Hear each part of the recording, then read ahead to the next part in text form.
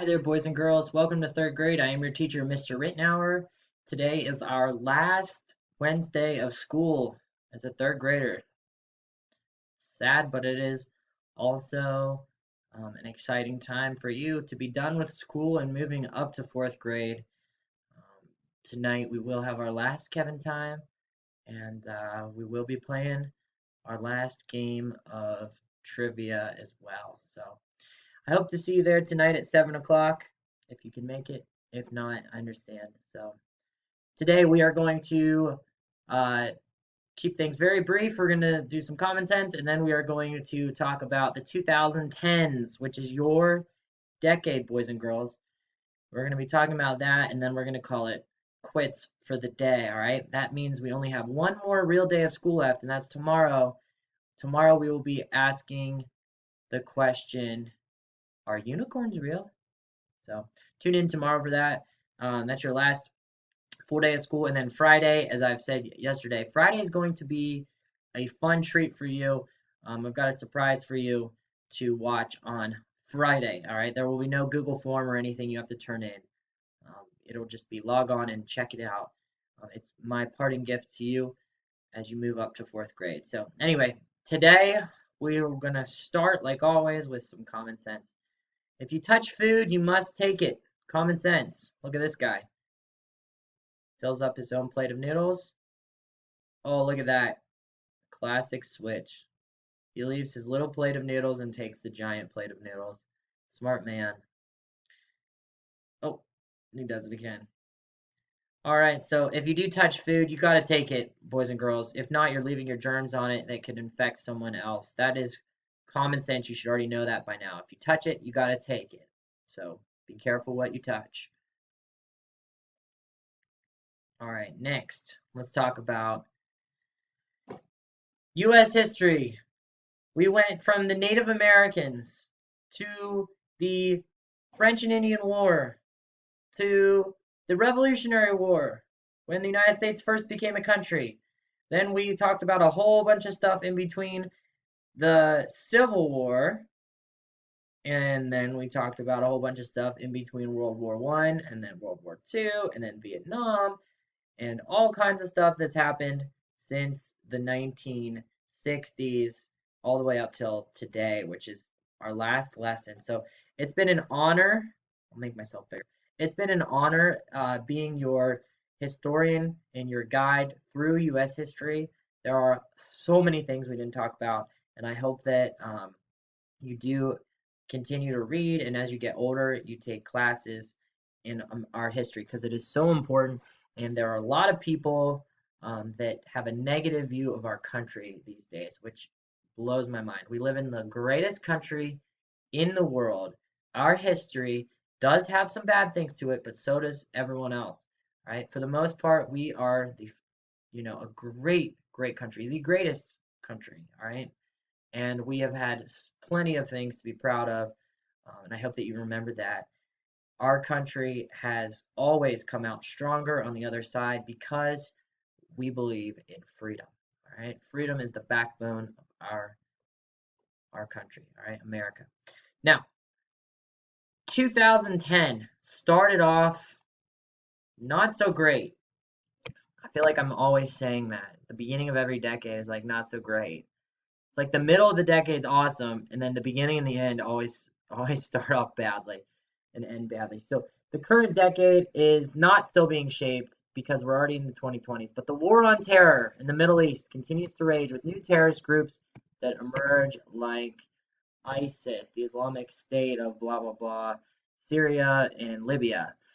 President Obama plans for universal health care, and it comes true actually. Universal healthcare means um, every single person has healthcare. The insurance companies will pay for any kind of medical procedure that is necessary, no matter who you are in the country. It's called Obamacare. It sparks a lot of debate and opposition. Now, you might think to yourself, Mr. R, why would anyone be against healthcare for everybody? Shouldn't everyone have access to healthcare if they need it? Well, boys and girls, this is a really complex argument, and I can't go too deep into it, I don't think yet, until you're a little bit older, and then you can come back and visit me and we can talk all about it. But the debate wasn't necessarily between everyone having access to healthcare. I think almost everybody, Democrat and Republican, felt like that was something that's good and you know, that's something that we should strive for in America. It was who's going to be in charge of it that was the debate. All right. Now, a lot of times, Republicans think that the government should not be in charge of something because the government tends to screw things up, right? Big government usually means that there's a lot of waste and it's not as efficient. So Republicans tend to want things to be privatized, which is letting the free market run its course. So people want healthcare. Healthcare companies provide those things. The government stays out of it. Democrats typically want the government to be in charge of as many things as possible because the government is supposed to be the voice of the people, and the government that's what it does is it serves the people, and it can control things all the way across the country, keep things universal. Okay, so you can see how both sides are going to clash on this one. All right, both sides might say, "Yay for healthcare! We want everyone to have healthcare," but the Republicans said, well, "Let's not let the government run it because then it's just going to screw everything up." Democrats say, "Well, the government's the only one that can be in charge because if we let private companies do it, they're going to screw it up and take advantage of people." So you get this clash. Now, what side was Obama on? Republican or Democrat? President Obama was a Democrat, right? Believes in more government involvement. So the Democrats had complete control in 2008 of the not only the presidency, the executive branch, but also the legislative branch. And so they were able to pass through Obamacare, and the Republicans basically had to watch it all happen.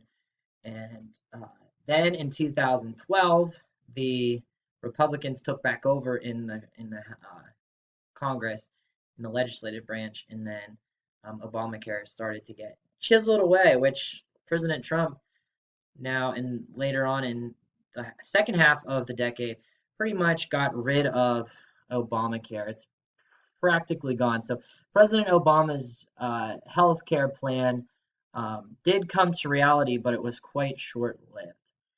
All right, now that leads us straight into the next thing, which is the election of 2016 becomes probably the most hotly contested election in history, thanks to social media, splitting the country in two. The Democratic nominee named Hillary, do you know her last name? You probably do. Clinton.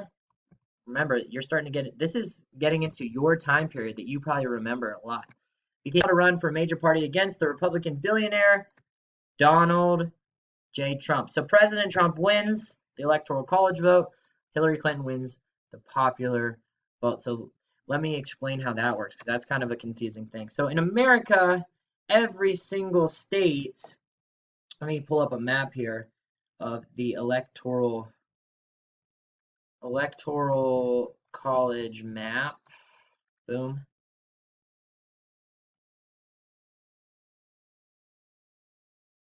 Come on, show me images.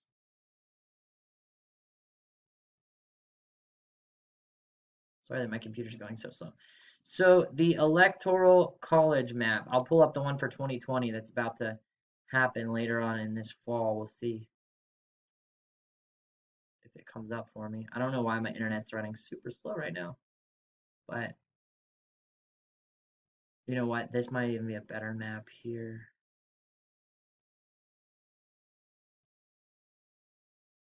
Okay, I'm going to copy this one, and then I'm going to paste it in here so you can see. The Electoral College is how we choose presidents in this country. And it's actually a really, really smart system that the founders created. Um, and it's in our Constitution, so it's the fabric of our democracy. A lot of people like to criticize it now, especially on the left, but it is part of our foundation. So say what you want about it. It's there. The founders made it for a reason. This picture's too bad. I'm not going to use that picture. Um, Maybe we can do it again here. So the Electoral College is a simple yet tricky concept. I'll explain it once this picture loads. Should be very soon. All right, here we go. Perfect. All right, this must have been, this must be for 2020, what they're predicting. So every single state gets a certain number of votes. The Electoral College was designed so that nobody in this country could win the presidential election just by getting the big states to vote, the big cities. So think about it. Where do most people live? The majority of people live in the city, right? Think about New York City, Los Angeles, huge, huge cities. If the president was just determined by vote total, well, the city people are going to be able to determine every president because that's where the most people live. But the founders wanted to make sure that it was fair for everyone, no matter where you lived. So if you live in the country, kind of like Mercer, you have a voice. It's not just those people that live in the big cities. So what happened was they created this system called the Electoral College, where every single state, based on how big their state is, gets a certain number of votes. If your state if you vote, let's just say in Pennsylvania, and let's just say Pennsylvania, typically Pennsylvania ends up being a Democratic state. Not in this area, but in the eastern part of the state where Philadelphia is, they get so many votes because Philadelphia is such a big city that usually Pennsylvania ends up becoming a Democrat state, so a blue state. And Pennsylvania, as you can see in this picture, gets how many votes? How many does Pennsylvania get? 20. It's right there. 20 electoral votes. That's quite a bit. Pennsylvania is a big state. So if Pennsylvania becomes Democrat in the election, so more people vote Democrat than Republican. So let's just do 2020. So if more people in Pennsylvania vote for Joe Biden than for Donald Trump, then Joe Biden would get 20 votes. As soon as a president hits 270, they win. But let's just say Biden wins Pennsylvania, okay? He also wins California, right here, 55. That's a lot of votes. Now he's up to what? What's 20 plus 55?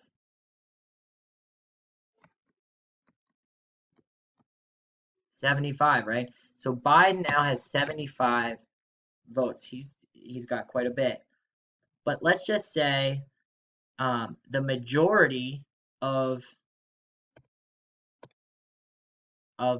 states in the middle of the country vote for Trump, which is actually very true. Most of the states in the middle of the country are red states, which means they're Republican states. Look at this. Idaho only has 4. Montana only has 3. Wyoming only has 3. These are small. Utah 6. These are smaller numbers, but guess what? If you start winning all of them, boom, boom, boom, boom, boom, boom, boom, boom, they all start to add up. All right, a bunch of smaller states can be actually more beneficial than one or two big states like California or Pennsylvania. So what usually happens is the coastal states, so the states that are on the edge, the coast ends up usually becoming Democrat, which is blue, and then the middle of America usually is red, which is Republican.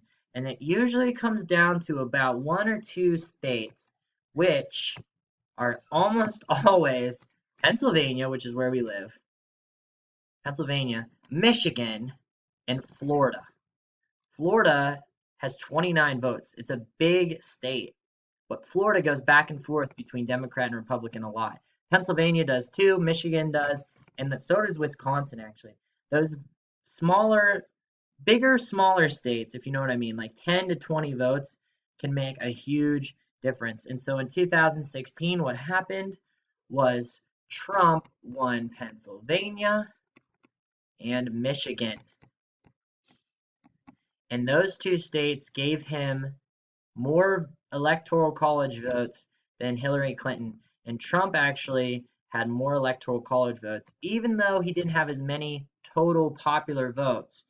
So if you added up every single vote of every single individual person, Hillary Clinton had more, but Trump had more electoral college votes. So if your state, like let's just use Pennsylvania again as an example. If Pennsylvania has, I am not entirely sure what our state's population is. I'm going to say close to 10 million people. And 5 million and one vote Republican compared to 4,999,999 vote Democrat. So one person votes Republican instead of Democrat. The whole state turns red and turns Republican.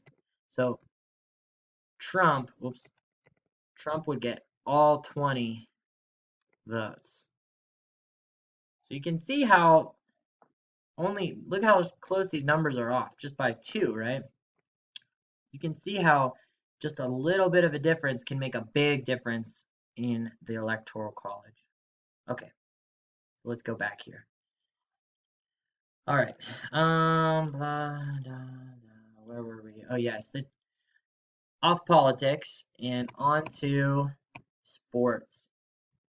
The 2018-19 New England Patriots won their 6th Super Bowl, making anyone know? Yeah, I know you know, Cody and Wiley, your favorite. Tom Brady. Tom Brady becomes the winningest football player to ever play. I know, gross, right? Tom Brady and actually for the 2020 season will be playing with the Tampa Bay Buccaneers, right? Got traded from the Patriots. So in 2013, Disney Pixar released the highest grossing children's movie of all time, taking over Shrek from the 2000s. Frozen. We all know Frozen. But then, just last year, right at the end of the decade, Frozen was passed by Lion King and Frozen 2. So Frozen 2 and Lion King passed Frozen 1 at the end of 2019. So right at the end of the decade. So Frozen was pretty much the highest grossing movie for the 2010s, all the way to the very end. So some of the most popular songs since 2010 include Party Rock Anthem, Call Me Maybe, and this one was the most popular, the song Happy by Pharrell. Cause I'm happy, clap along if you know that one from Despicable Me. Okay, the highest paid athlete in all of sports, surprise, not a football player or baseball player, it is a soccer player, Cristiano Ronaldo, making roughly an average of $160 million a year. Candy Crush and Angry Birds are the 2 most popular gaming apps. Minecraft, Grand Theft Auto are the most popular video games. Technology continues to develop. We now have virtual reality and smartwatches. Classrooms across America ditch chalkboards for interactive smartboards and tablets. The rise of online shopping paves the way for companies like Amazon and Walmart becoming the 2 biggest companies in the world, forcing little businesses like Mercer Hardware to close. The digital age has made millions of television shows and movies accessible with Netflix, Hulu, and Amazon Prime. The start of the 2020s has been pandemic, literally.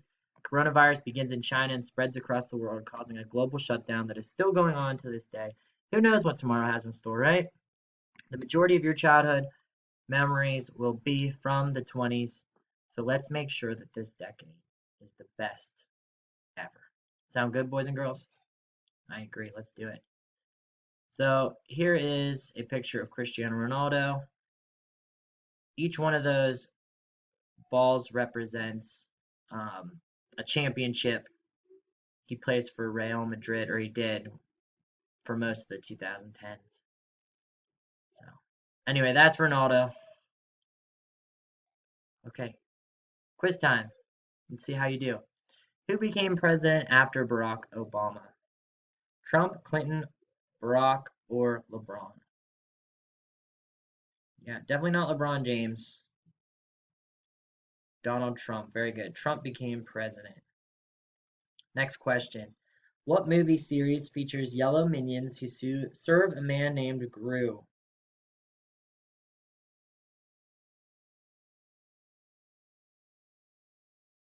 D. Despicable Me. Very good. All right, next question. What was President Obama's health care plan called?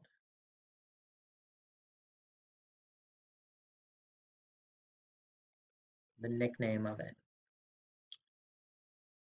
It was not called Obama's health care. It was called Obamacare. That was the nickname given to the universal health care. The Affordable Care Act is what it was actually called. What popular game requires players to engineer and design using rocks? The answer is, if you said A, Minecraft, you are right. Minecraft. All right, next question. What website is the most visited since 2010?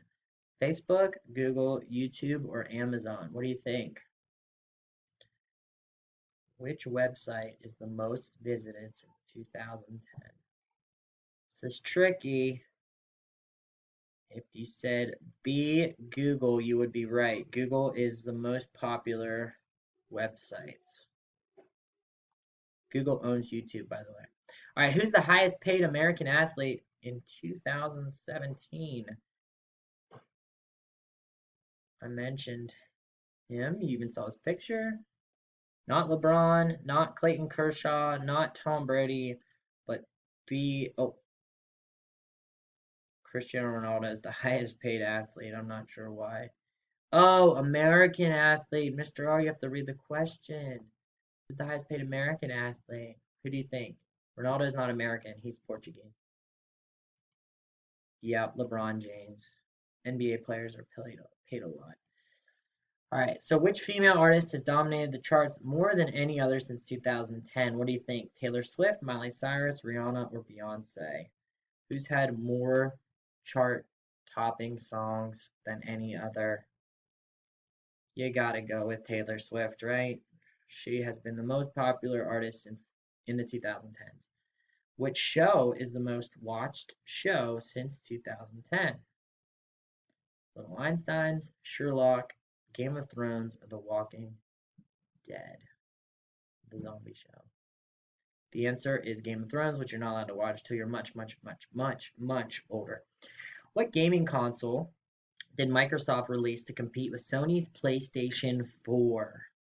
So PS4 comes out, and then what does Microsoft release? Is it the Xbox 360, the Switch, the Xbox One, or the 3DS?